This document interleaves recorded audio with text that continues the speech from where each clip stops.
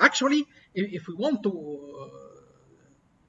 to get something, let me get one slide here, one free slide to talk about this. This is very important to know. For example, you have in the equilibrium conditions, equilibrium.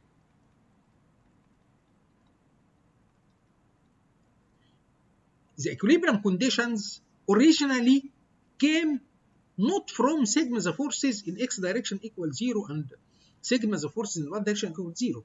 It came from the nature of our universe. The nature of our universe, we are subjected to what is called least action. Least action principle. Least action principle. This least action principle will ensure what is called the minimum work done or minimum potential or minimum total potential energy. I think we need to talk about this in separate lecture. This minimum potential energy, this potential energy functional, it is not a potential energy function. It is something we invented, which consists of the strain energy added to it minus the work done by external force. This is invention. This is, we call it total potential energy, but actually it is a function. We invented this function. We can invent any functional we want. Okay, this one we'll call it pi. Okay, we invent any function we want without any constraints. No, with one constraint. The one constraint, when it is subjected to the principle of least action, that means we take the first variation. This is delta pi. When delta pi equals 0, this one should lead to the equilibrium equation. Sigma ij comma j equal to 0. This will lead to this one. So we initiated from the nature of our universe. Everything follows the least action principle. This one with ensured minimum total potential energy at the equilibrium. This one in its not discretized form, is in its actual form will lead to the equilibrium equation we will get. Okay, when we talk about variational formulation, this is the first step. But after that, if we discretize a problem,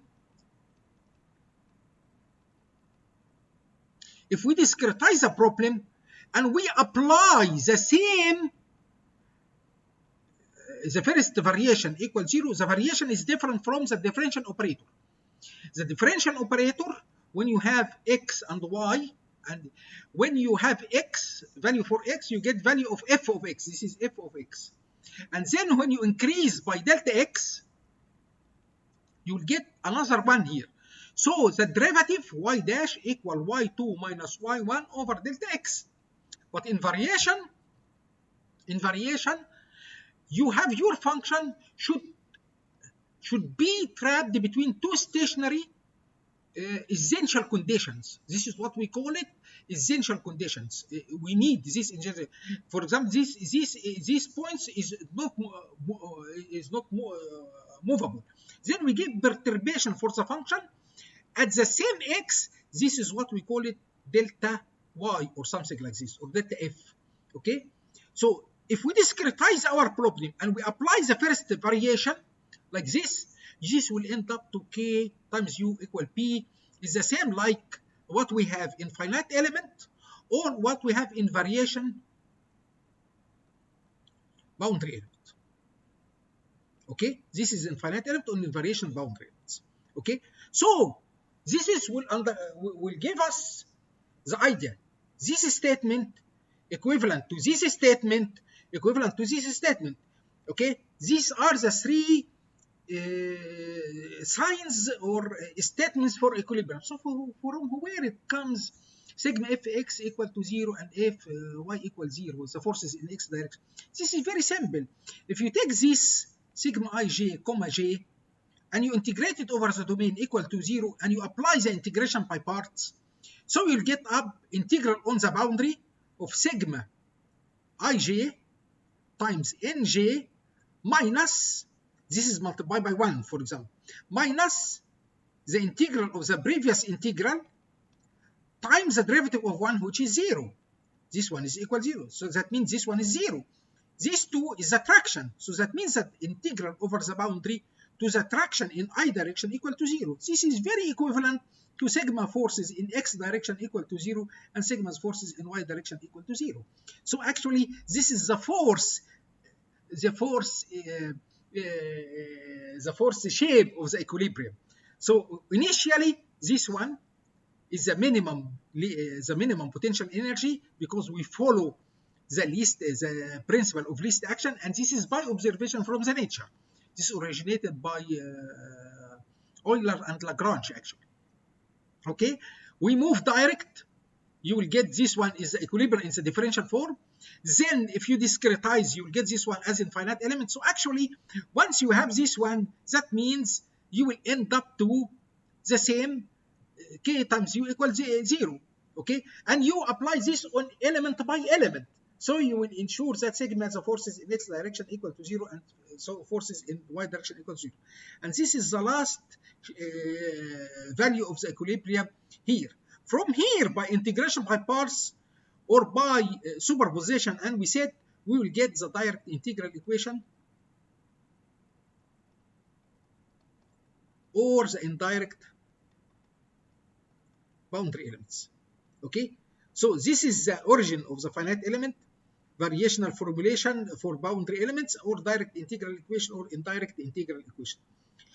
All of them are integral forms. All of them are integral forms. Okay, even finite element, it is integral forms. Okay, in variational boundary elements, the difference between finite element and variational boundary element is the used shape function. Here we use shape function polynomial, but here we use the fundamental solution as shape function. So actually we mix the indirect formulation together with the minimizing of our function.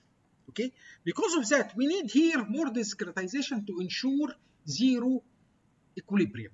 Okay, okay. Coming back, I can use the alternative way. Instead of breaking down my output into shapes, what I can do is to use that the traction, for example, as the horizontal elements. The horizontal elements, we have element here, the one here, if you remember, this element. We have this value is minus 0.4, and this is 0, and this is 0. We can say the traction at any point equal to ax squared plus bx plus c, and this is a new coordinate x. X here equals 0, x equal 0.5, and x is equal 1. Remember, this element has 1 meter in length. At x equals 0, we use the traction equals 0. And at x equal 0.5, we use the traction equals 0. And at x equal 1, we use the traction equal to minus 0.411. From here, we can generate 3 equations. We can solve this equation. I always liked the solution using Cramer rule. When I was a student, I used to solve everything, even in mechanics, using Cramer rule. This is mainly initiated because I remember I was in the school, in the high school, when at 1980 something, 1985, 1986, something like this. Okay, and by that time we have our calculator has only one memory. So I want to keep everything inside the memory because I don't like to lose accuracy. Then this Cramer rule helped me in solving equations directly. So from that time, I always like to use Cramer rule. If you don't know Cramer rule, just look at the internet. This is basic mathematics. Okay, we'll use it. We'll use it in many things with this Cramer rule. Okay, so at the end of the day, we get the values A and B and C for these arbitrary constants. To satisfy this equation, you will get the traction is vary in quadratic way using this equation. The total force is the integral between x equals 0 to x equal L to the traction over the element, we can integrate it direct, and we get the total force equal 0.068. This is the same like this total force we obtained here.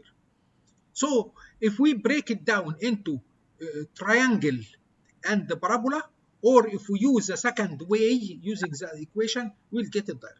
If we want to know where is the point of application of this force, it's very simple.